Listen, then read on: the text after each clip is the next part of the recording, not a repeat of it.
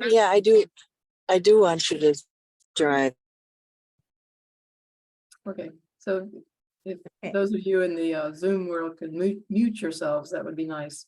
So we don't listen to conversations in the background. Thank you. All right, Kate, you want to talk about judging? And if you have questions, please put them in the chat or the question and answers, and Liz will monitor those and will take those at the end rather than interrupt during the middle. So why this program? Minnesota Quilters would like to share with its members, give you a better understanding of what it takes to present such a successful quilt show every year. So tonight we're going to focus on one of the committees of the show, and that's the Judged Quilt Committee. I am, as she said, I'm Kate Eelkema. I've been an MQ member for 40 years and a certified judge for about 20 years. So I'm a member of the NACQJ, and we'll talk about that more later. But I've also been co-chair of the judging committee of the Minnesota show at least 5 times. And Sarah and I were co-chairs last year, and this year she's co-chair with Susan Keister. So we are going to talk about what the judging committee does every year. And this is what we're going to cover. We're going to cover what a quilt judge is, what happens before the quilts get to the judging rooms, what happens in the judging rooms, and then I'll talk a little bit about what the judges look for, what goes on inside my mind when we're looking at the quilts. So the first thing the judge committee does when it, after one quilt show is over, the judge committee has to hire the judges for the next show. And that has to happen right away, just like the teachers are hired sometimes over a year in advance because people work that far in advance. So the first thing that they have to do is hire judges. And let's talk about judges. So what a quilt judge is not. Next. A quilt judge is not the quilt police. This young man was hired to guard the quilts at a previous Minnesota quilt show.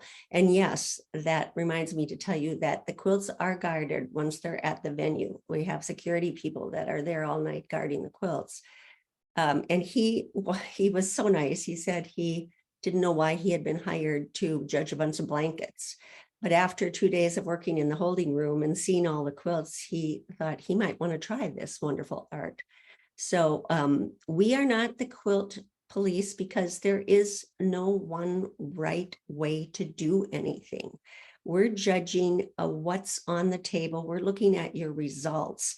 How you put that quilt together is up to you, the process. How you hid your knots, how you did your binding, how you did your piecing, how did you press the seams open or to the side? Did you put your binding on by machine or by hand? That doesn't, we're not going to tear this apart. We're looking at what you did and how well you did it. So again, remember that there's not one right way to do anything. We're looking at the result of what you did. Over the topic. Yeah. That's what she's talked about already. Somebody needs to mute. You show it. Okay, we're also not teachers. I said we judge what we see on the table that day. It's not our job, nor do we have the time because we get about 3 to 5 minutes to look at each quilt.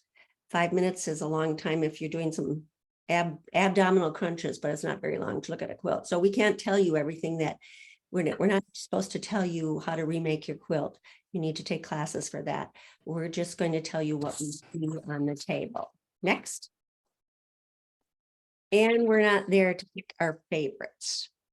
And that's an advantage of hiring a certified judge because we tend to be more objective than just anybody who teaches classes. They tend to pick quilts they like. I have chosen best of show quilts that are totally not my style, quilts that I probably wouldn't even want in my house, but they were the best quilt that day. And they, as a judge, when I'm judging, I hope that the judge volunteers can't really tell what my favorite colors are or what my favorite quilt style is because I'm not there to pick my favorite. I'm there to pick out the best quilts. So next, what a quilt judge is. We are hired, you can turn it next one. We're hired to give ribbons and money. We're hired by the guild or the show committee to select the best quilts entered into each category that day. So the show committee or the guild can distribute ribbons and money in order to give those quilt makers public and monetary recognition for their excellent work.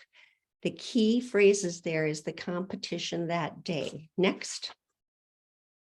So this is my daughter. She's now 40, but when she was skating, this is to remind you that a competition, a quilt competition is like a skating competition. You make your quilt, you enter it into the show. She skated her program, and sometimes she might win first place, but the next competition, Susie Skater from the next club would come over and skate a little bit better. So she might get first place that time, but you need to enter your quilts often, and you need to enter your quilts in many different shows because it all depends on the competition that day. Next. So there are two basic judging systems in this country. The first one is the point system, or Danish. And in that system, everything is worth a certain amount of points. Piecing gets this many points, applique, your sashing, your borders, your binding, everything has points, and you add them all up, and all the quilts that get so many points get blue ribbons, and all the quilts that get the next. The problems with that are then you have to have all kinds of blue ribbons and lots more money, and it takes a long time to do all that math. So most judges prefer the elimination method. It gives more information because you're not just adding numbers, putting numbers down and adding them up. You're giving comments to the quilter about what the quilter did well and maybe some areas where they could improve that. And you choose the best quilts by eliminating all the ones until you get to the best quilts in that category. Next. I mentioned earlier that I'm a member of the NACQJ. What is that, and how do you become a certified judge? Next. This is just a picture of actually of me, but it's the National Association of Certified Quilt Judges. And in order to become a certified judge, you have to apply. You have to know that you have to show that you know how to quilt. You have to show that you know lots of different techniques. You do research. It takes usually 3 to 5 years. You submit your paperwork, which is about the equivalent of a master's thesis. And that is given to 3 certified judges, and 2 of those 3 certified judges have to pass your paperwork. And if that passes, then you go on to an oral panel review in front of 3 other certified judges. And if 2 of those 3 judges pass you based on your oral interview, your mock judging, they discuss ethics and professionalism and techniques and how would you handle this, and then you become a certified judge. So this is the next.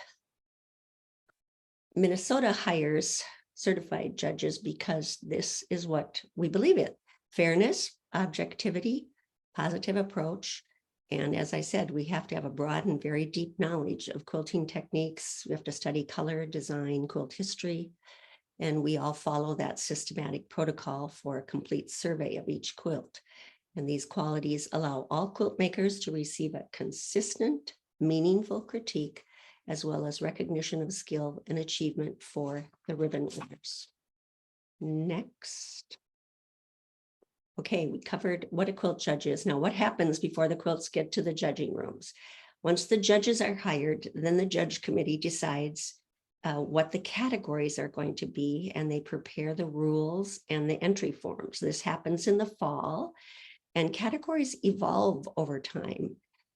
For years, Minnesota Quilters had an other category, and then one year, 7 whole cloth quilts showed up. So MQ made the decision to create a whole cloth category that year so that they could be judged against each other.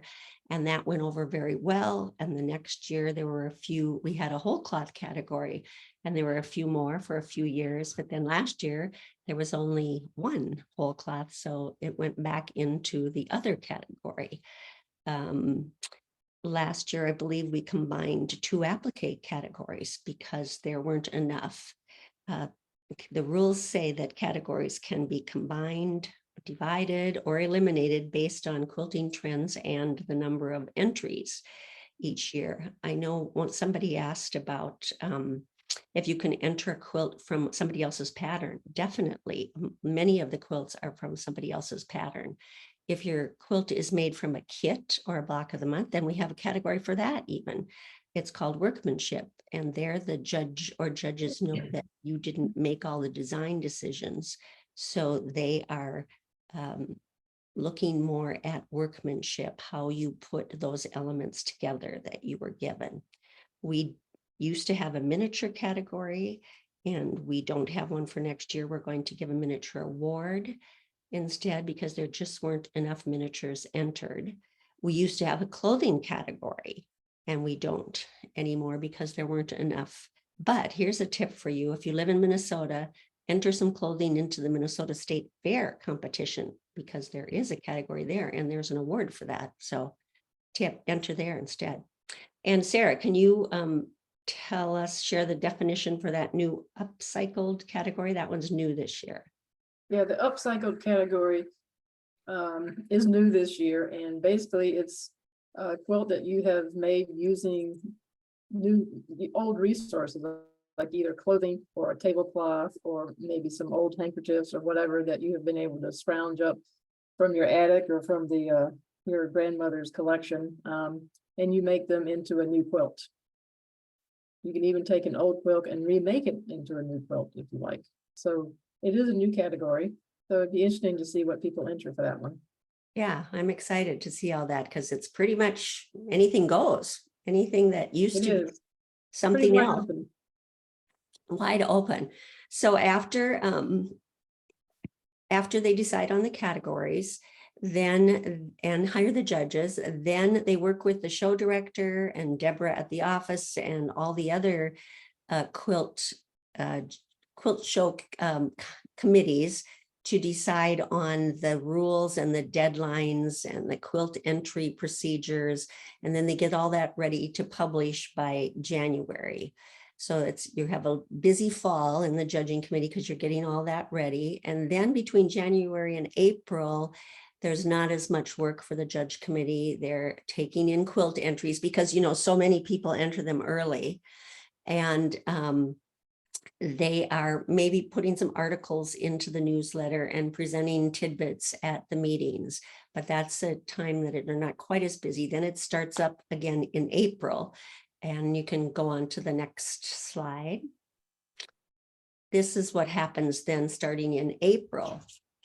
As quilters enter their quilts, when they do the paperwork, the judge committee carefully reads the information and studies the photos to make sure that the quilts are entered into the correct category by technique and by size.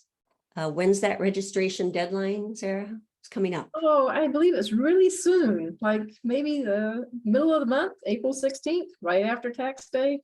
Okay, so get your paperwork done. If you are not sure which category to enter, you should email Sarah at judged@minquilt.org and ask her, because the judge committee wants you to enter your quilts into the category that gives you the best chance to win an award. So if you're not sure, call or email them. And if you are having trouble with the online entry, then you call or email Judged Entry Help. Is that the exact email? Quilt entry help, I Quilt believe. entry help. But yeah, So- anybody is happy to help you with any of those questions you might have. And the other piece is that your quilt doesn't have to be finished in order to enter the competition. You can just send a picture of the quilt top, unquilted, unbound, just the top by itself, and that's fine, as long as we can get an idea of what it's supposed to look like in the end. That's all we need to see. Because the show committee, the judge committee prints out your information and prints out those photos, and they use those photos to create the show layout. If you walk through the show and say, wow, these quilts look really good, it's because they've taken the time to have pictures of every quilt and carefully plan where they're putting them on the show floor. So your quilt does not have to be done until what day? When do they have to bring them to MQ? Oh, physically bring them to MQ? Yeah, That's the week before the show. yeah, the week before the show. So the quilt doesn't have to be done, but please send a good photo when you send in your registration, because they use that photo for several things. And after when registration closes, then they take all the quilts in each category and give them their number based on size. Why do we do that? Because on the judging table, the smallest quilts are on top, and then the quilts get bigger so that there's no lumpy lumps under the big quilts. You judge the small ones first and remove them from the table. So they order the quilts in size order in each category.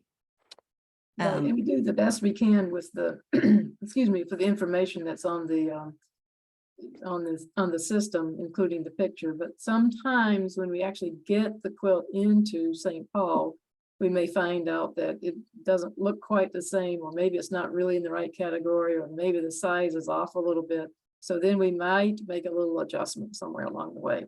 But we would call you and talk to you about it before we actually did the final change. Yes, and that's what it says on this slide. You know, when they're logged, when they come in, then, well, first we send you the letter with your entry tags and all your information about delivering the quilts and picking it up, so we know how you're getting your quilt there and how you're picking it up. But they will contact you if they see, wait, this should be in this category. So they'll call you about that. And if you ship your quilts, they'll also usually send you a quick email saying quilt arrived safely, so you know that it's there. So then let's go to the next slide. So now the quilts are getting to the venue. They get there on Sunday. After they all arrive at the MQ office, then they're wrapped up by category, grouped by category, and taken to the venue, and they're all unpacked on Sunday in the holding room, and they're verified again. They're removed from their storage bags and laid out on tables by category and by size, and they're checked off on the list to make sure we have all the quilts and that everything, again, that's another check. Okay, yes, these are all in the right category. And then judging begins Monday morning and concludes sometime on Tuesday, depending on how many entries. What happens in those judging rooms? Well, quilts are brought from the holding room, they're next door, the holding room into the judging room, one category at a time, and they're laid flat on tables. The judges take a brief look at all the quilts in a category, and then beginning with that top quilt, they examine each one carefully and they dictate comments to volunteer scribes on that particular quilt with no reference to any of the other quilts. They're just looking at that quilt and telling that entrant what they see, what they want to tell them about that quilt. After making their comments, they ask for the quilt to be held for a possible ribbon, or that it can be released and go back into the holding room. After each quilt in a category receives its personal critique, then the quilts that have been held are brought back to the judging table, and then ribbons are awarded from among that group. And I'll talk more about how the judges decide that a little later, but again, it's the elimination. You keep finding things that bring the best quilt to the top. And the best of show, we have a best of show large and a best of show small or wall quilt, and those are selected from the blue ribbon quilts for each category.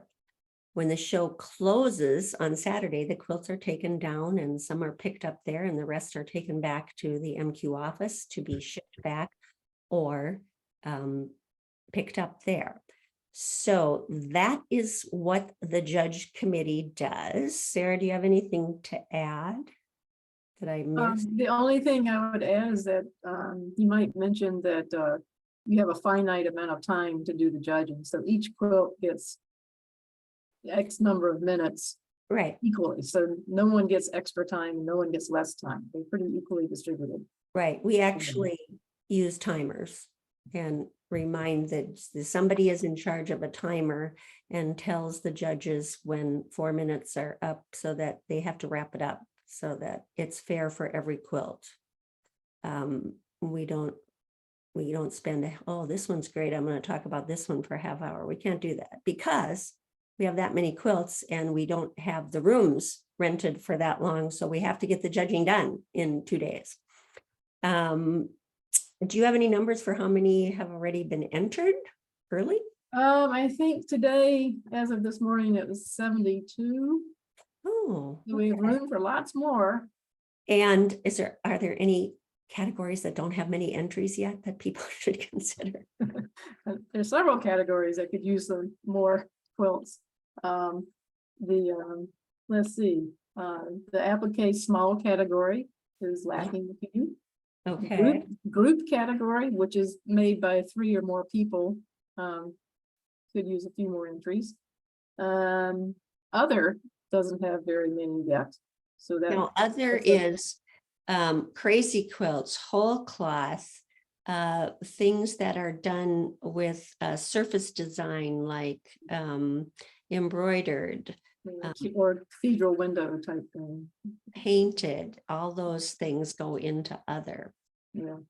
And then the other category that's kind of small, well, the upcycled category doesn't have very many yet either. But those are Okay. the categories that if you haven't entered something, you have something that will fit, send it in.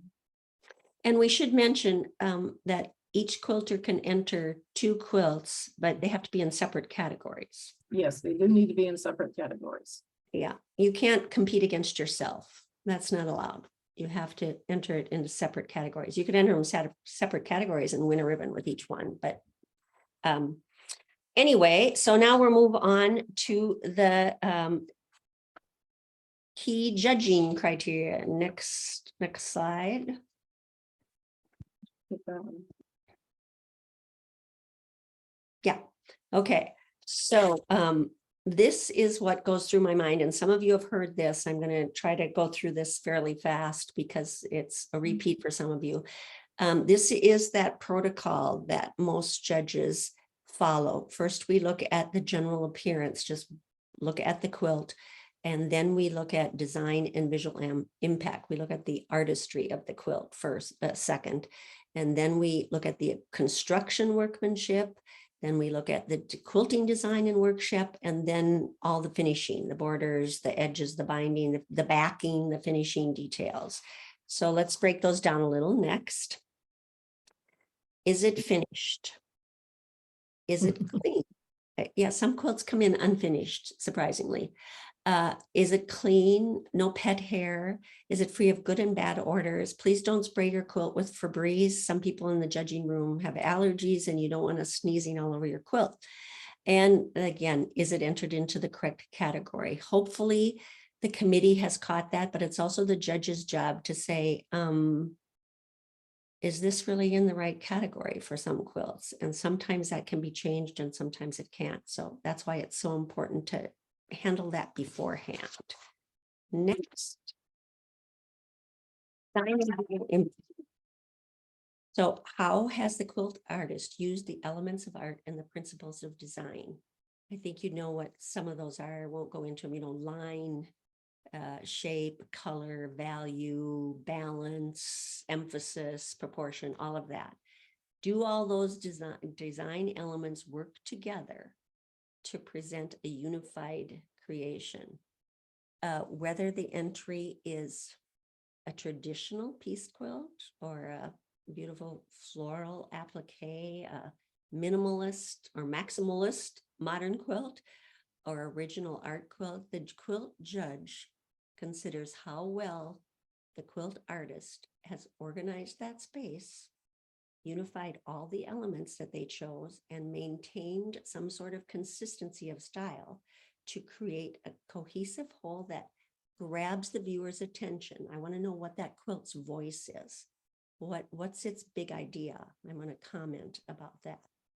And one of the first things we notice about quilts is color, but color sometimes gets the credit and value does the work. Next.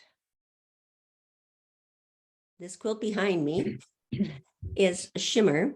And it's very simple shapes, just squares and triangles, but the value is what gives it this luminosity. Next. Even more so, it was hanging in the Rocky Mountain Quilt Museum in an exhibit, and they put it under a light, under a skylight, and it just shimmered in that show. It was beautiful. It doesn't look quite as shimmery behind me here, but I made this obviously, and my sister loved it, and she wanted one, but she doesn't like orange. So she said, I want more jewel tones. So next, I made her a jewel tone, the same quilt. But I hope you can tell. I mean, this is a beautiful quilt and she loves it, but it does not shimmer. It does not have that luminosity because it doesn't have enough value contrast. There are some darks and lights, but it just doesn't shimmer. So we're looking for color, but also value. Here's some more, somebody asked about what is value. So here's a quick lesson. Next, if you take a row of blue batiks, very light to very dark, you can see this is relative. Value is always relative because now next, if you take away the dark half, all of a sudden the fabric that was just a middle is now the dark. Or next, if you take away the light half, the one that was the dark is now the light. If you're having trouble determining the value of your fabrics, next, take a picture with grayscale, and then it'll be a lot more obvious as to what the value of your fabrics are. Next, a few other quilts from my lecture. This is Tessellating Leaves. It's got good color contrast, good value contrast. You can see all the leaves. So I taught the class again, and next, use those jewel tones. It's lacking color contrast and it's lacking value contrast. So it's kind of mushy, kind of muddy. You don't see all the leaves very well. And they don't even contrast with the outer border fabric. But again, it's not about how many colors, because next, this quilt has only 2 colors. But the value gradation across that, all those value decisions that the quilter, we're going to come to the word decisions again later, all those value decisions that I made create this great value contrast in the gradation. Okay, next. Oh, if you were judging those 3 quilts, which one of those would be the first place ribbon? Probably the Ivy one, because it has the best combination, and then probably the fall leaves and then the jewel tone, third place of those. Given that it was equal workmanship, then you look at the design of it. So after design, we look at construction workmanship. How's the piecing? Is it precise? All the lines are straight, even on the diagonal. Points are there, star points, triangle points. Does everything line up? Has the grain line been handled well? If it's applique, are all the curves smooth? Are all the straight lines straight? No raw edges. If there aren't supposed to be raw edges, does the thread match the applique shapes unless it's supposed to be contrasting? You want precise piecing, amazing applique, and any other techniques, any other kind of surface design or surface manipulation. How well was it done? How was the technique done? Remember, there's not one right way to do something, but was it done very meticulously so that it looks perfect?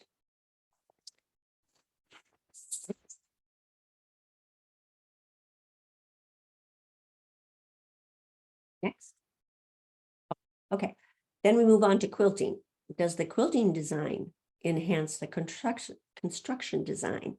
Doesn't matter if it's quilted by hand or machine. What we're looking at is how well it was executed. How much quilting is there? Is it the appropriate amount for the style of the quilt, for the use of the quilt? Are all the stops and starts hidden? What thread colors did they choose? What thread styles did they use? Did it work? Did it enhance the design of the quilt? Is there proper tension? Have the marking lines been removed? Very important. That's one of those things that can cause a quilt to get eliminated when you're choosing ribbons if they didn't take the time to remove all the quilting lines. So do the best that you can. Again, not one right way to hide your knots or do anything, but what does it look like? And next, the finishing.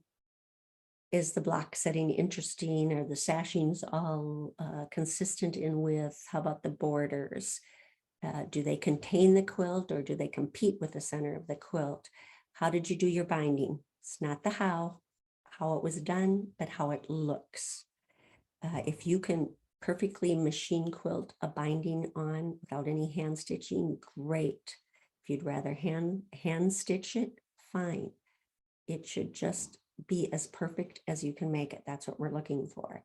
And we do look at the back. We do look at the quilting on the back. We do look at even the fabric that you choose, because it's important not to compromise the front of your quilt with a bad back. And any embellishments. More is not necessarily more, but better is always better. So do any kind of embellishments, do they enhance the quilt? Next, I'm going to give you an example of this quilt is Mountain Meadows, and I thought that border fabric was just perfect for that. And when I got it done, I thought, no. It competes for your attention with the quilt center. Your eyes go back and forth, and I don't know what I should look at. So I remade the quilt in a smaller size. Much better. There, the quilt looks like a picture framing, like the matting. And it brings your eyes right back to your focuses on the center of the quilt. So that's what I meant by talking about better borders. So next, now we'll talk about those decisions. Which quilts get the blue ribbons? We have to eliminate the quilts, as I said, in each category until we get to the best one. So we think about COD and DOD. COD means complexity of design. We look at how many decisions were made by that quilt artist to design the quilt. How complex is the design? How many piecing decisions? How many applique shapes? How many fabric decisions? How many color decisions? How many thread decisions? All of those are design issues. How complex, how many decisions did that quilt maker make? But it's not always the most complex design that wins, because we also consider DOD, the execution of the quilt. DOD is degree of difficulty. How difficult was the quilt to construct? And equally important, did the quilt maker have the necessary skills to accomplish it? This quilt, the shimmer behind me, just basic piecing, but if you didn't have all those triangle points exact, it wouldn't shimmer properly. So it isn't necessarily a mariner's compass that wins over a 9 patch, because it's also about execution. Let's look at that next quilt. Next. This is a raw edge fused quilt. Complex, is it a complex design? You know, the shapes and colors had to be very carefully planned. So there were lots of decisions, shapes, colors. You probably can't see all of them, but every vase has a different quilting design and has different thread colors. So there are a lot of quilting design decisions, a lot of thread color decisions. Then degree of difficulty, well, it's fused. So it's not the most difficult thing to construct, and yet each one of those little pieces had to be cut just right, so it overlapped just right. So this isn't just a fused quilt. That's not difficult. We take all that into consideration. Judges have to keep eliminating quilts until they have found the quilt that has the best combination of amazing design and meticulous workmanship. Next. No, I went back to that. Let's go on to the next one. And it depends on the competition that day. Here's my daughter again. if you remember, she had that hand in the same position. This is 10 years later. To remind you that of that last comment, that which quilts get blue ribbons in any show depends on what the competition is that particular day. So if you enter your quilt and it doesn't win a ribbon, it doesn't mean it can't win a ribbon at another show. I have seen a quilt win best of show at one show and then win honorable mention at the next show it was entered.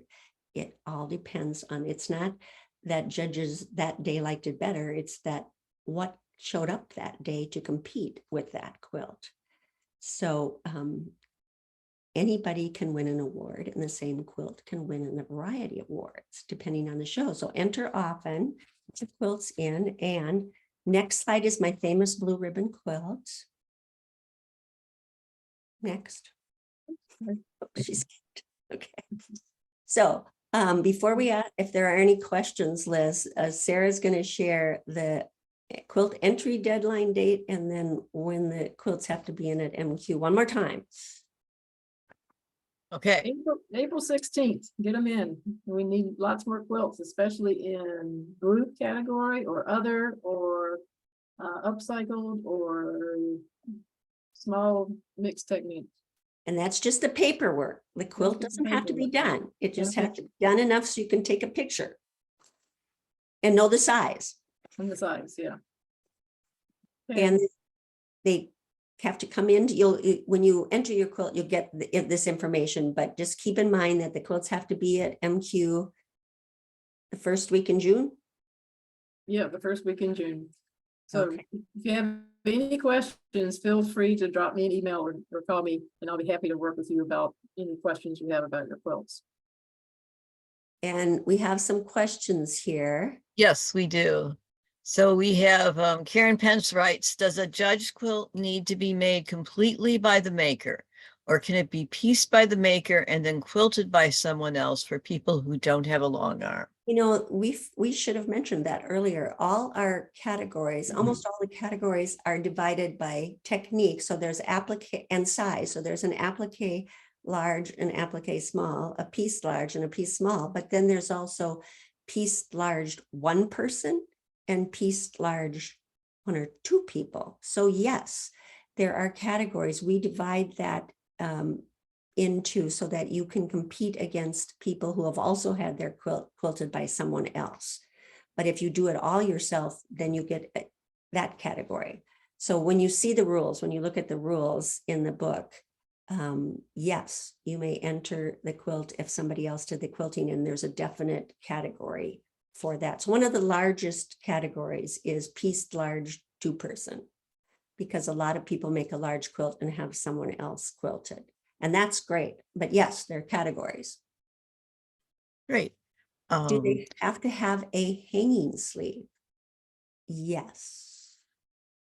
The rules say that all quilts have to have a hanging sleeve because we hang them by really nice rods rather than pinning them to the curtain. So you do need to have a hanging sleeve. And there are rules, it's got to be 4 inches, right? It needs to be 4 inches. I think there are directions to make a hanging sleeve somewhere, either in the entry forms or the website. Yeah, it's on the entry portion of the website. So the hanging sleeve information is there. It's pretty specific about what sizes it needs to be. Lori reminded me that we have the date wrong for when the quilts need to be in St. Paul. And she said it's May 28th through May 31. Oh, okay. Very last week of May. Sorry. Thank you. So right over Memorial, well, no, after Memorial. Right after Memorial Day. Yeah. Go up north on Memorial Day and then come back and bring your quilts in. Yeah. There Go you up to go. the cabin. Yeah. And you know, there's even a category for 3 or more. We mentioned group, so you can Group have, quilts, yes. you can have, that can be that people did all the blocks, or it can be 2 people created it and 1 quilted it, or it could be 1 person created it and 2 people quilted it. It's, or more. I mean, it's at least 3. We have another question from Diane McCormick. The 2 quilts limitation, does that total include challenge quilts or are those separate? Just the judged portion is 2, and then you can enter a challenge, you could enter a non-judge, you can enter, what else can they enter? Well, I'll take that question. If you want to enter, this is the maximum number of quilts that you could enter through all, if you did every category, right? Every exhibit. Possible. So you could do 2 in judged. You can do 2 in non-judged. You could do the mystery quilt from last year. You could do the BQ challenge. You could do the MQ challenge. You could do the I'm MQRU logo exhibit. You can do the President's Invitational, which is a set of placemats. So I'm up to 9. And you might have something that's in one of the special exhibits, like maybe you're part of the Cherrywood Monarch challenges and your quilt is going around the country. So it's possible that you could have 9 or more quilts. Yeah. Or you could just have 1. That's fine too. Don't feel you have to oblige us and enter 9 quilts. But yeah, there's lots of opportunities. So hopefully one of our exhibits will fit your needs. But 2 in judged, and they have to be in different categories in judged. Any other questions? We hope that this gives you an idea of, being on the judge committee. And I think MQ is going to spotlight other committees too, because in an ideal world, you'd have 2 co-chairs, and one would be the senior person who's done it before, and one would be the newbie. And then next year, that person would do it with a new person. So you always have this continuity, although some people like to do it again and again.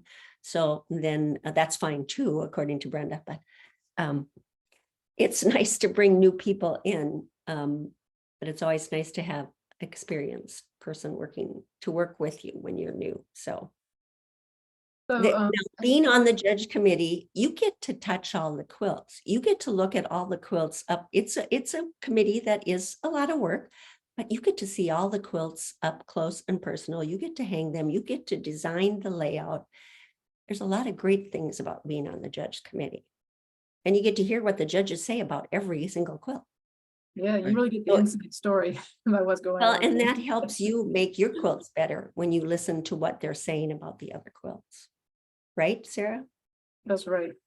Yeah. There's a Tell couple what a of- scribe does. Yes, there are a couple That's of the other questions. question that just came in. Okay, we have 4 scribes usually. 2 are typing on computers and 2 are handwriting the comments. So for each quilt, they're dictating to one set of scribes, a computer and a handwriting, and they're listening and they're writing down the comments for that quilt.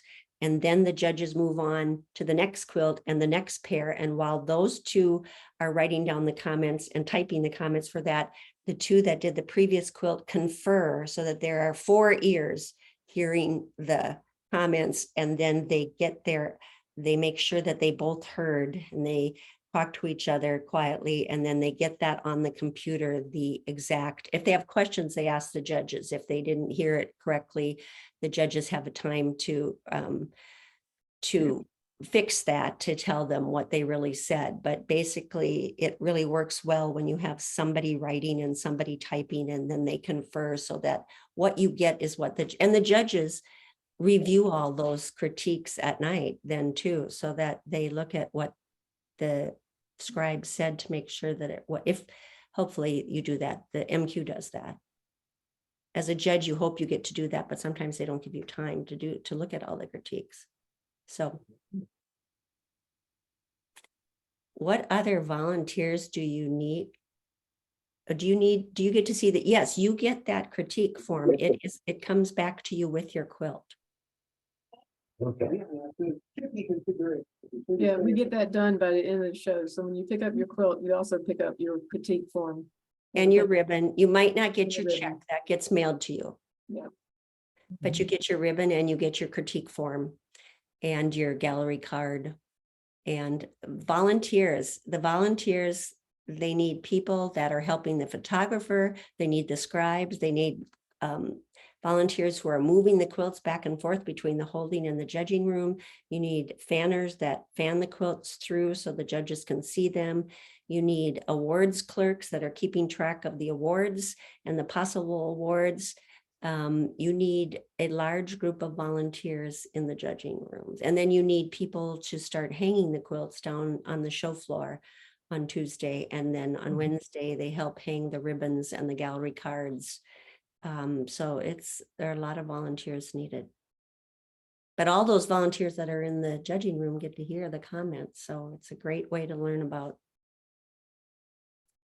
how to make It is. It's a lot of fun. I've helped out in the judging room for the last couple of years, and I think it's great. I'm actually coming up early on Sunday to help with things this year, so. Good.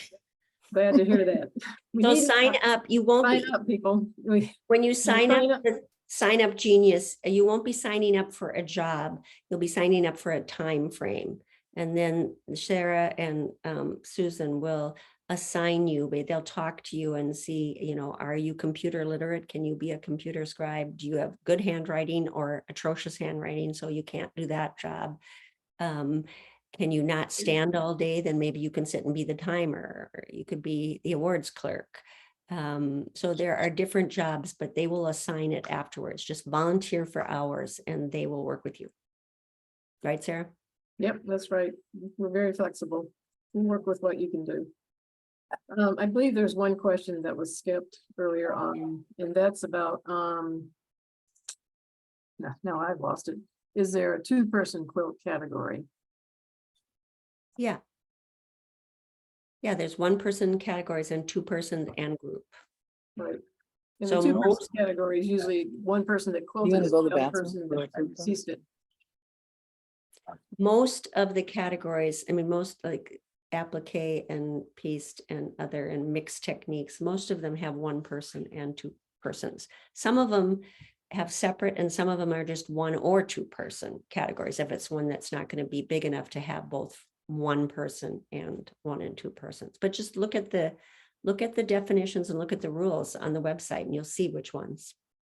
I'm wondering if I could share the website quickly so people know that there's a whole page just about quilt entry. Oh, that would be great, Brenda. Be lovely. So hopefully you can see this.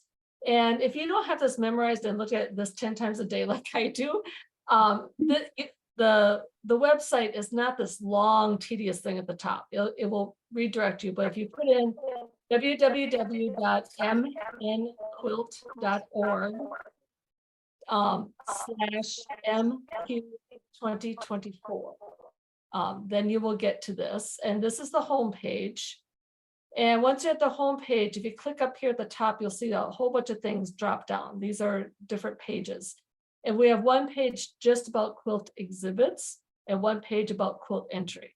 So the quilt exhibits is just kind of a broad, here are the kinds of quilts that you might see. The quilt entry is the page that you want to look at before you start entering. And there's just the overall Tuesday, April 16th, which is like 2 weeks away. Basically, I'll just kind of scroll through here slowly so you can see what information is there, but there's an entry fee. The entry fee helps us with our rental, helps us hire the judges, helps with all the ribbons that we order, all the prize money we give out, all of that. There's some basic rules that go over all of the quilt exhibits. So like they have to be made since January 1 of 2022. And there are different guides. Here's the directions for the 4-inch hanging sleeve, how to make that sleeve. Here's the quilt entry help email. If you have any problems, send an email and then Sue Rutford will be either emailing you back or calling you and can help you through that. Then some of the decisions that you have to make about how you're going to get the quilt to us. We've been talking about dropping off at MQ. For the other non-judged and challenge and those type of things, there are some other options besides bringing it to MQ. You can also mail your quilts to us as well. We do get a lot of people that enter from outstate and outside of Minnesota, and they will mail their quilts. Can we add one thing? You know, if you asked about the sleeve, if your quilt is bigger than a certain, you're going to have to, the sleeve might not be able to be at the top because we don't want it to drag on the floor. So make sure you read that part. You might have to add a sleeve down a little bit on your quilt. Yeah. Important. Yeah, when you're talking about those king size quilts, then we run into that issue. Yeah. Important dates. Information here, for the first time, you can sell one of your quilts that's on exhibit, all 10 of them, if you decide to do that. And there's information there about that. That's pretty exciting. I'm curious to see how that will work. I know that we have one special exhibit where the whole special exhibit is going to be for sale. So that will be fun. And then a list of all the prizes, all the ribbons that we give out. And here's the categories. There's the categories, yeah. Again, the whole point of this is not to win money necessarily. To me, there's lots of reasons why you want to enter your quilt into Judged or anywhere else, but money is part of it, recognition. And I think what Kate's big point is that you get some great feedback from the judges about how you can do even a better job the next time. And there's just that sense of pride of having your quilt hanging in a judged competition. Here's the additional ribbons that we're going to give out, the best miniaturization, and we have some other ribbons that we give out. Each faculty member gets to pick out their favorite. Our security team, the ones that are guarding those quilts and fall in love with those quilts, they pick out their favorite quilt. That's a lot of fun. And then and then for each of the different areas, there's a more specific information. So here's the judge entry quilts. And we have these little help sheets that you can click and print out. And that just helps you write down all the details that you need to have before you actually hit that register, because you need to have a description ready. You need to know how big your quilt is. You need to know who the pattern maker was if you used a pattern, all those kinds of things. And you don't want to be scrambling when you're actually on the computer doing it. So I would click that help sheet and get that kind of filled out. And see then- how it says yeah. large, one, person, 2-person. It talks about how many people. Yeah. Yeah. So like in modern, there's just one modern category. And it could be 1 or 2 people. But then if you go down to pieced, we have a large 1-person, we have a large 2-person, and we have a small. And so it depends on how many people and the size of the quilt. So yeah, there's lots of good information here about that. And then a few more rules. And some definitions of what is a quilt, 3 layers, but held together some way. False backs. Some sizes and information for you there. And then some more information about those really large quilts of where to put that, that sleeve. And then drop off information. Sarah, do you want to talk a little bit about what we're trying out in Duluth this year with McTavish? Sure. We normally we have all the judge quilts be dropped off or mailed to the MQ facility in St. Paul, rather than being dropped off at a quilt shop, because we want to make sure they're all there before we send them up to the quilt shop. This year, we are trying an experiment with Karen McTavish's studio in Duluth, where she has insurance capabilities and other ways of storing the quilts to keep them safe.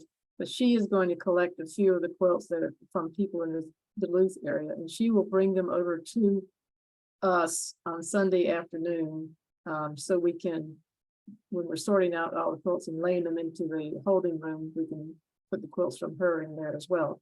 And she was going to be doing some of the previewing herself about the size and the categories and these things to make sure they're correct. Mm-hmm. And we're just trying that out this year with Karen, just to see how it works. So for people who live in the Duluth area, you don't have to drive your quilt down. Right, yes, Take we're it to her. trying to do a little bit more outstate work there. And if it works great, then maybe we'll do it again next year with the different sites too. But for now, we'll just see what happens. The other thing I want to point out is that something new that I think is working well, and I think I almost forgot that this is new, but when you register for workshops, it's the same registration that you would use for entering your quilts. So if you've already done advanced registration and signed up for a workshop or a lecture or something, just go back to that confirmation email, say that you want to modify your registration, and then you can do your quilt entry there. So you just have one confirmation email to keep track of instead of two separate things like we've done it forever. So Nice. mhm. Is that working well? It seems to be, now that I ironed out a little logic issue I had a month Okay. ago, but I shouldn't have said that because I don't think anybody else noticed. It's like pointing out the mistakes in your quilt. Don't do that. And if people don't see it. But enter your quilts because, you know, you should share your art with the world, whether you win a ribbon or not. And people get ideas from quilts in the show, even if they're not the award ribbon, the winning ones, to say, oh, I want to make that quilt. No. So you do need to, what's that Russian poem? Share your art, because there would be no music if only the best birds sang. That's not saying it right, but you know, make your quilt and share it. Any other questions? Thank you, Kate. And there is one comment. Thank you. There's been a great info for a newbie quilter. So Awesome. I think this was very helpful. Hopefully people who were on the fence about thinking of entering a judge quilt, this will have helped them make their minds up. And maybe volunteer for the committee in a future year. Yes. Yeah, it's lots of fun. You should try it. It is fun. Learn lots. It's work. You do. It's work, But- but it's fun work. It is. But it's a lot of fun. I mean, there's always a good group of people doing it. I wouldn't have done it 5 times if it wasn't fun. True. All right, if there's no more questions, I think I'm going to move on to the rest of the announcements. And let's see.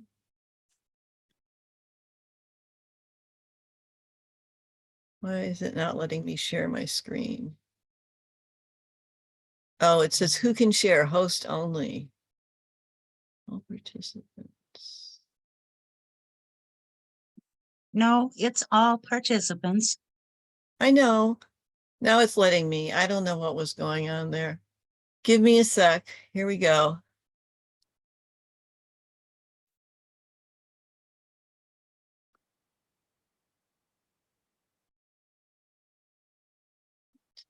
Can you see my screen? Yes, we can. Okay, slideshow. Yep, you're good. I'm good. Okay, we will skip the beginning.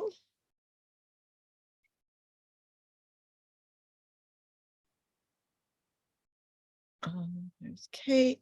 Okay, so for our Saturday meeting, April 6th, hybrid, Wendy Richardson of QT Studios will present a trunk show and presentation of A Quilter's Life. And she's a longtime member of MQ, and I believe she was president of MQ from, was it 89 to 90? So it'll be fun to see. She does some beautiful work. There should be an opportunity to purchase some of her pieces too. And I don't know if anyone from membership is here and wants to pipe in about the birthday celebration, because it is Minnesota Quilters birthday month. And I believe there'll be cupcakes, and we'll be announcing the volunteer of the year. So that'll all be Saturday. Okay. We are also having a April workshop coming up, which is waitlist only, but Rita Nelson, who presented in February, will be teaching Making Magic, a disappearing block sampler. So if you still think you want to get on the waiting list, go right ahead, because you never know, somebody might not be able to make it. Coming up in May, we have 2 presentations on applique. So May is all about applique. Christy Naranjo of Studio Christy will present a lecture and trunk show on Thursday night about scrappy applique. And then on Saturday, Lori Adamites, who is a local instructor, will present a trunk show of collage applique. She also designs her own patterns too. So she's got some fun stuff. And then, oh, just Saturday, we're, as always, looking for meeting assistants, particularly someone to be a photographer for show and tell. And we're also always looking for volunteers to help with stuff up front. So just stop by the tech table and check out what we're doing. I think we've got all spots covered for this meeting, but if you're interested in helping in the future, stop by and see what it's all about. And now I'm going to turn it over to Brenda, who's going to talk about the quilt show. All right. So I think all of you on now know that there's a quilt show coming up, and we're actually entering that last part where things get very exciting and there's a lot of work, and it becomes real. So part of the reality happened yesterday. The show committee went up for a tour of the deck, spent a couple hours there walking through, trying to figure out where everything's going to be and get the lay of the land. The last time we were in Duluth was 2017. So it's a distant memory for a lot of us. So that was a very important trip. So this is all about the show committee wanting to invite you all to come to our show. You can go to the next slide. So one of the ways that we want to invite you is to get involved. And there's several ways that you can get involved besides entering your quilt or taking a class. We have a connect table or connecting with others table. And this has been, let's see, I think this will be our 3rd year now. And this is our chance to highlight all the guilds that there are in Minnesota. And there's, I don't know, 60 some, 70 some guilds. So we just started getting guilds signed up. You'll see that we've got 4 guilds listed there that have signed up for a time slot. You get 1 or 2 hours. And what you do is just like what these ladies are doing from Ladies of the Lake last year. They are promoting their guild, getting new members. And if you have a raffle quilt, you can sell your raffle tickets. And so we would love to have your guild, your small guild or local guild be part of that. The other thing that you can, way that you can get involved is to organize a meetup. And this is brand new. So I'm not sure how this is all gonna work out, but the idea is if you wanna meet with other quilters that have something in common with you, you can suggest a time and a topic. And I'll put it in, I have it on the website. It'll be in the show guide. People can just drop in for an informal get together. So we have one so far, and we have somebody who does art and landscape quilts and just wants to meet other people that do the same thing and talk about technique. And I believe that one is going to meet Thursday at noon in our social room. We have a room that's set aside where you can sit and socialize. You can sew, do hand sewing. You can bring in a machine, work on those workshop projects, whatever you want to do. Meetups could also be at supper or lunch. The deck is right next to Canal Park, full of really fun places to meet. I think there's at least 1 brewery, a couple of fun restaurants, so you could do that too. So if that's one way that you would like to get involved, you can send an email to connect@mnquilt.org and we will get you on the schedule. How can you find out what meetups are happening if you want to join one? Yeah, so we will have, I have it on the website right now. There's a page called Extra Activities, I believe it is, little extra things that you can get involved in. We will also have a sign at the show, and we will have the schedule in the show guide, and you just show up. You don't have to sign up ahead of time. You don't have to commit to meeting every 3 weeks at somebody's house to talk about something. It's just a one-time sit and chat with somebody. Sounds like fun.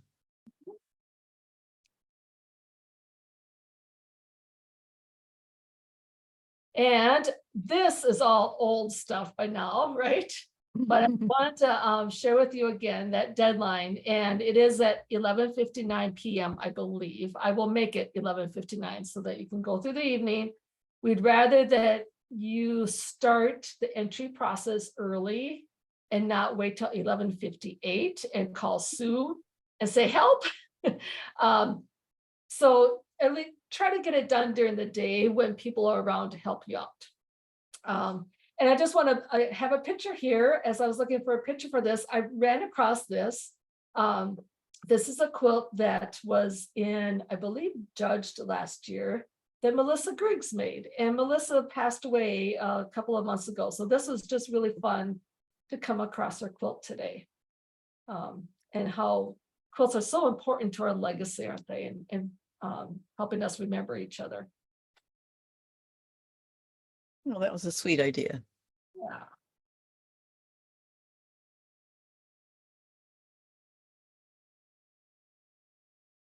And the next slide might be about volunteering. Oh, no. So we talked about all those ways that you can enter your quilts. If you're like me, I have decided to kind of put aside my big quilt instead of rushing to get it done because I know I won't do it justice. And so now I'm thinking, okay, I need something in the show. I need something that I can quickly get done. So here are 3 ideas for you. The MQ challenge, the packets, you can purchase those through our general website or at Saturday's meeting. And that's what the picture is at the top. And hopefully you've heard about that. That can be a very small quilt, 20 by 20 or whatever you want to make it. I don't think there's a size on that. Now that, as soon as I said that, I thought, oh, I don't know if there's a size requirement. I don't think there is on that. The second one is you could do something with our logo. This is just to celebrate our logo. We have, we used spoon flower and had a member design some fabric for us. We had 2 members who came up with patterns. Those are also on the mnquilt.org site. And you can do that President's Challenge, 2 placemats. So these are all 3 quick ways that you could get involved and get something on exhibit at the show. When you go to the mnquilt.org, there's a drop-down menu called About MQ. And on that drop-down, there's a direct link to the store. So, okay, the next page. Next slide, I believe, is about workshops. So I am at the point where I'm going to be making some decisions about quilt workshops that don't have enough people enrolled in them, and I might have to cancel them. So I have a very, very small list of those. And then I have workshops that are kind of in the middle. They will probably run, but I would love to get 1 or 2 more people in these so we can make sure we cover our expenses. So this is just an example of some of those classes that have lots of room left. And I would encourage you, if you haven't signed up for any workshops, take another look at that workshop page and see if there's something that might interest you. We always try to get this wide range of opportunities for you, from piecing to quilting to something that's not even quilt related, but it's making these things called Dorset wheels, which I had never heard of until this year, and everything in between. So there should be a workshop or something that will interest you.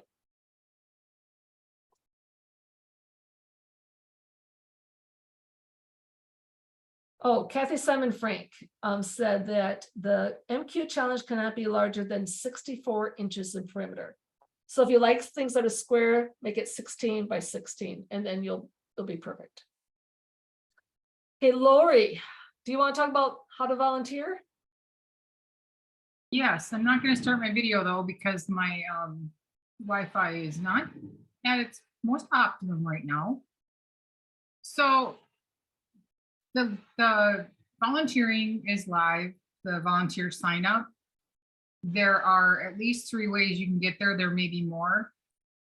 This is from the mnquilt.org page. You hover over get involved, and then you click volunteer sign up, and you are redirected to MQ's Sign Up Genius pages. I can never know for sure which one you're going to get first. Are you going to get the one I want you to see first, which is the 2024 quilt show, or are you going to get the other? I don't know if it's just my computer that's crazy lately, but it depends. But once you get to the quilt show, and if that's not what's showing, you go to that more sign up groups, and it would say 2024 quilt show. You click on that and then you're going to get one sign up per day. So each day of show week, because there's so much volunteering in one day, we didn't want to have to make you scroll until the end of time to get to Friday or Saturday. And then there's also pre-show and there's post-show. Those are things that happen obviously before and after the show. And there's lots of still opportunity there to help. And some of it you can be a show director aide, where you get to work directly with Brenda. Yes, and she needs help too. And then, like I said, it's by day. So the way we're thinking about it is you know what days you're available. And from there, you can go see if you have time open when a volunteer slot is open. So go check it out. So Lori, why should anybody volunteer their time? What's in it for them? Fun. It is a lot of fun. You get a behind the scene look at what goes on at a quilt show, depending upon where you help and how you help. Before you know it, you like it so much you become a member of the show committee. It's the truth. You volunteer enough and you find out how much fun it is and all the fun people you get to work with, and it's pretty darn exciting. Plus, I think we have some door prizes too, right? I have yet to know what they are, but I know there will be some. Yep. Okay, thanks.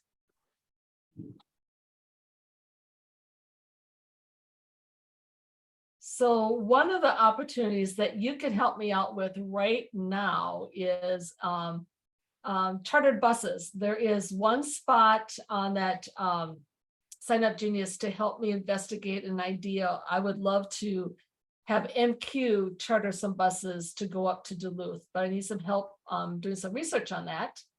Otherwise, if you are a local guild coming from outstate or anywhere else and you want to have a bus just for your guild, you can certainly do that. And register your bus with us, because then we charge you reduced rates to get into the show. And we will put your bus tour on our website. You might get a few more riders.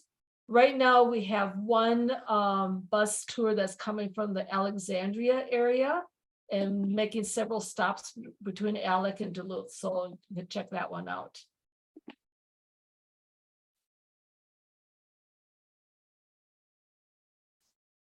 That's it. That's it for the show. Great. Okay, I am going to stop my share and try and share the other screen.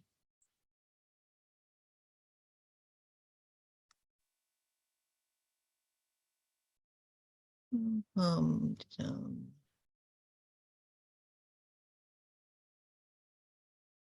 Oops. Oh. Here we go.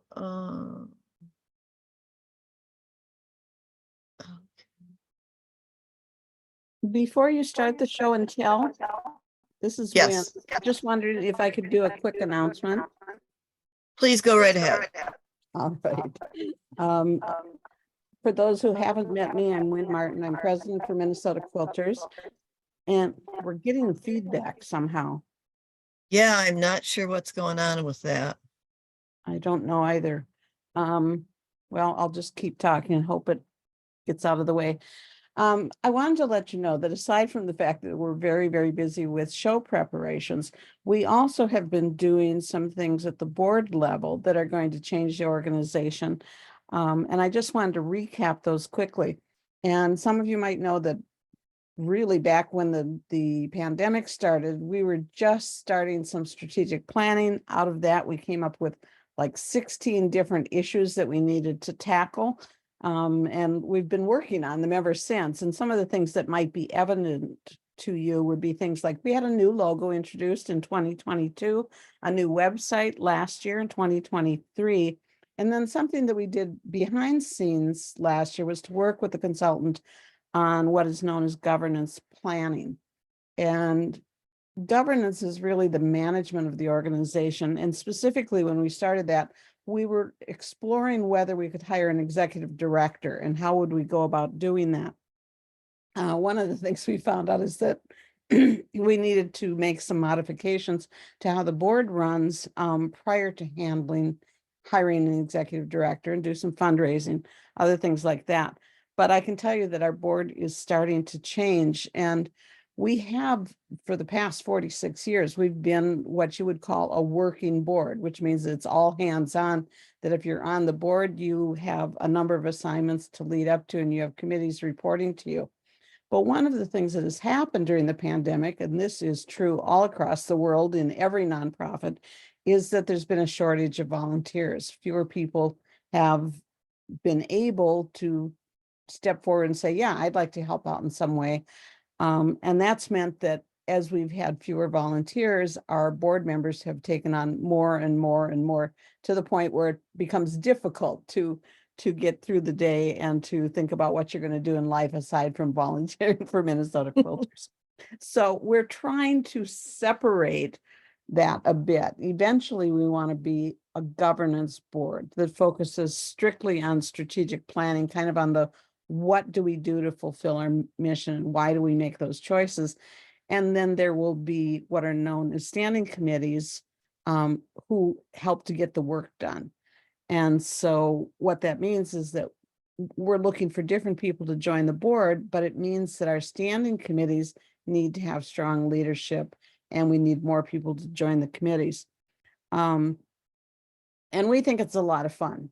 There's so much going on at Minnesota Quilters, and I can't believe that I'm as highly invested as I am. But this place has just been a joy for me, and I think for many other people who have put years of dedicated service to it. I think Kate's, comment that she's been at it for 40 years is kind of a sign of how much each of us can find time to commit and decide that that's what we want to do. So this coming year, we're going to be rebuilding our volunteer network. Our board will stay at roughly the same size as it is now, but one of the things they'll need to do differently is to build their committees and have people that will help do some of the work, and give the board members a slightly lighter load so that it isn't quite so challenging to be a part of the board. What does that translate to? Well, you're going to see some changes to the bylaws. You're going to see some changes to board job descriptions and things like that don't really matter. But what we need right now is, as Brenda said, we need volunteers to support the show. And we also need volunteers working either on the meetings or on different committees that are also listed in Sign Up Genius. And specifically, I need 4 or 5 people to step forward who can say, hey, I think I could help you find people who might want to be on the board. So if you're curious about that, or if you're curious about being a board member, it's really an exciting time for the board right now because we're learning to do things in different ways. So if you have any interest in that, just send me an email at president@minquilt.org, and you'll see changes continue to happen here at MQ. Thanks. Thanks, Wynn. Okay, let me try again.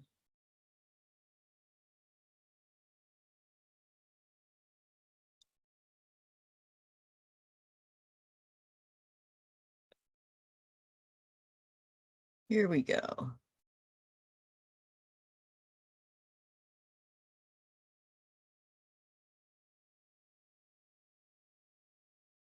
All right. So here we have slides that were, and it didn't. Yes. So Zoomers, if you're here, please unmute and tell your quilt story. Otherwise, I'm just going to read it. So is Debbie here? All right, this table runner was submitted by Debbie Haymans, and she made it over a weekend while she was dog sitting and goat sitting for her son and his wife. It is a GE quilt design, and it's quilt as you go, so it goes fast. It is easy, but you have to be organized if you want certain fabrics to be in certain spots. I made this before, so I was a little more experienced with the need for organization. My first one was done with white on white background. Very nice. And oh, Thank here are, you. Yeah, I had fun with and said, oh, there's my grand goats. They are such a kick. Oh, they're so funny.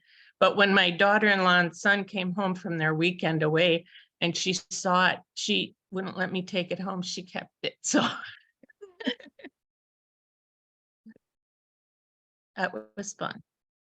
that's very pretty. And the goats are adorable. Aren't they adorable? Oh gosh, so fun.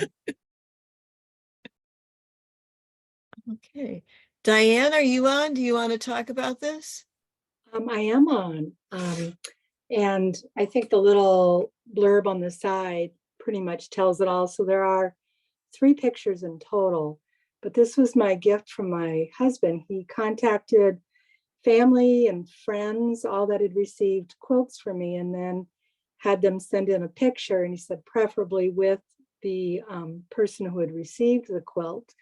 So then he made these, formatted them into 3 posters and had them framed, and that was my Christmas gift. And I think a few tears were shed at the time. It meant so much to me to see people using my quilts and yeah. Anyway, so I don't know, can you show the other 3 pictures? Yeah. Oh, there we go. And then he put one of my kids, I have 3 kids, and so one of my kids is in the center of each of the posters.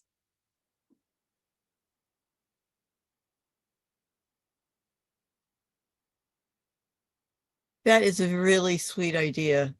I think so. But of And you're a course, very prolific quilter. well, I am. And then I kept telling him, well, oh, but you didn't get this one and this one and this one. And he says, well, I think I'll have to do another poster. There you go. Well, thank you for sharing. Yes, you're welcome. Great idea. And Randy?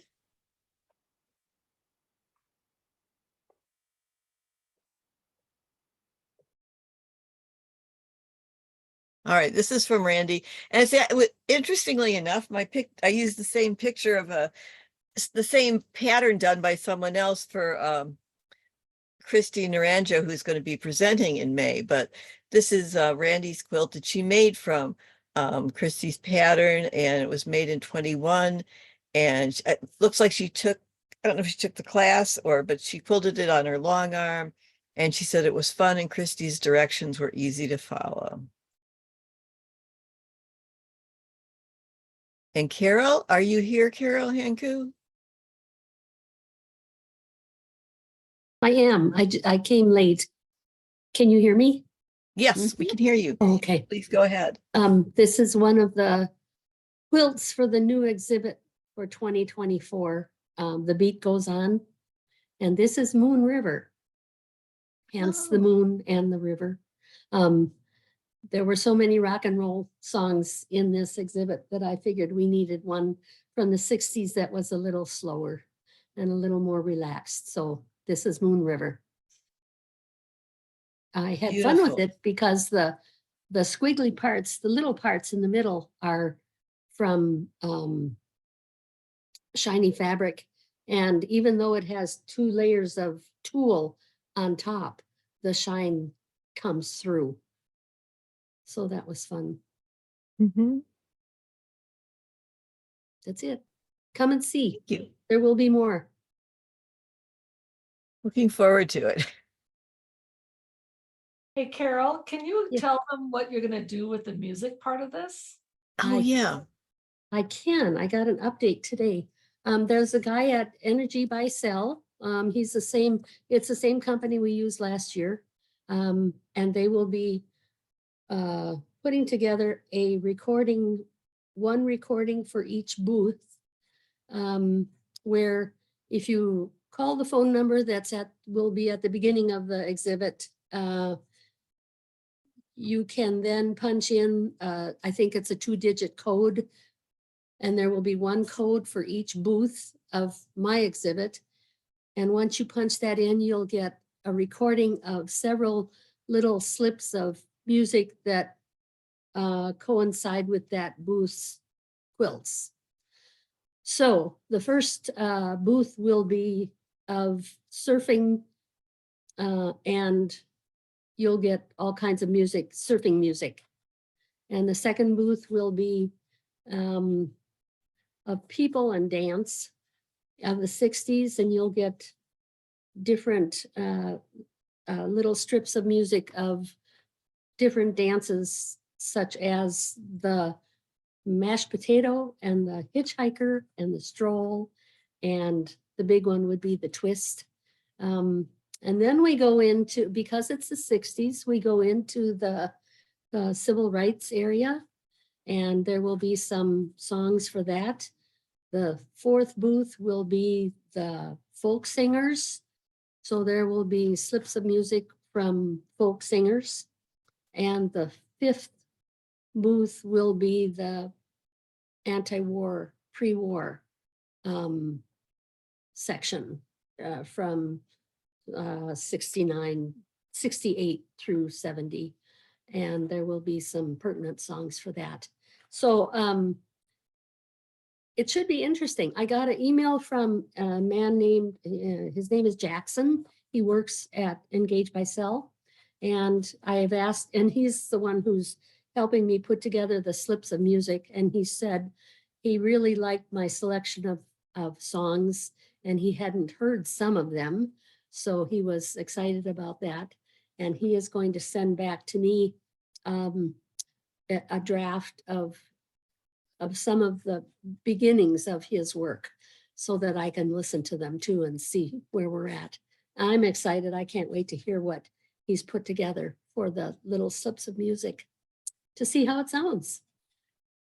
So that's what I know on that part. I hope other areas of the quilt show are, people are thinking about recording something that can be used during the quilt show, because it's a great opportunity. I really hope that the kids exhibit will have some kind of comment from the kids for all of the quilts that they enter, because it would be, I think it would be hilarious to listen to them talk about their quilts and give some kind of response.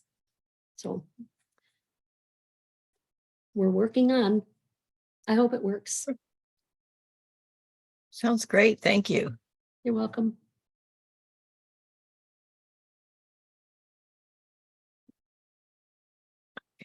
I think that may be it.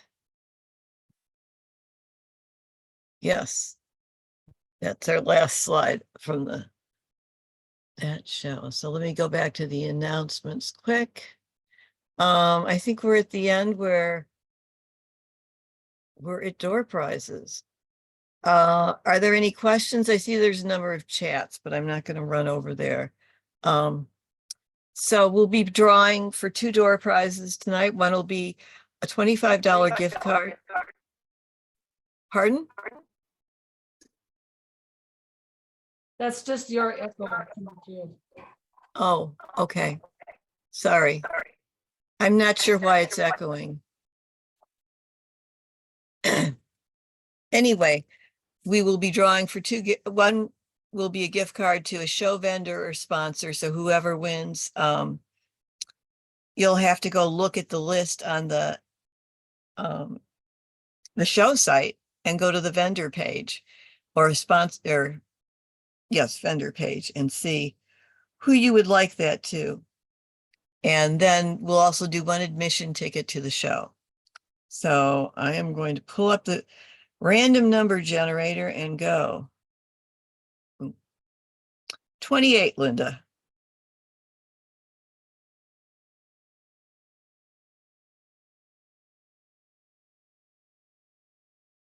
Sue Willoughby.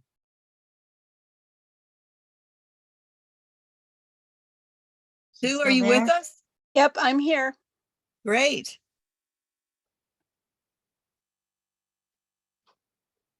So is So that if you want to go look at the show vendors and let us know who you'd like a gift card to, that would be great.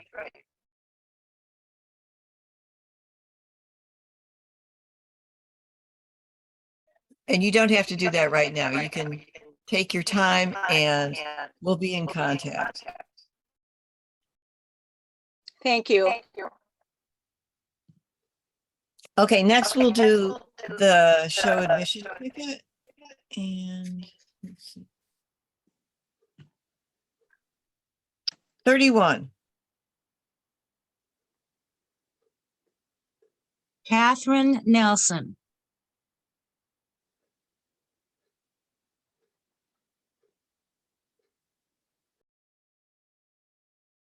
Are you with us, Catherine? Let me pull up my participants. I don't see her on. Okay, let's try again. Becca raised her hand. Do you have a question, Becca? Do you want to unmute? Can the slideshow be stopped so that we can see everybody? Yes, I'm sorry. Thank you. There you go.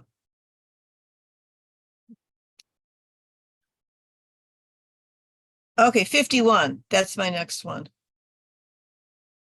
Sarah Sievertson. Is Sarah here?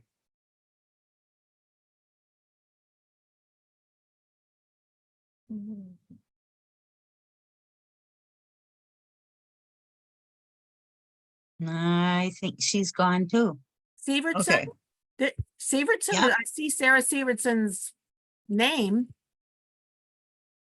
Yeah, she's connected.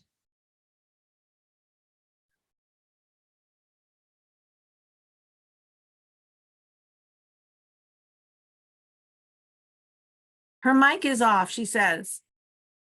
Okay. Okay, so we'll get that to her though. Yes, we'll get it to her. Okay, thanks very much. And I think that's it. Yes, Sarah, thanks. And unless anybody has a question or anything they want to add, I think we'll wrap it up for the night.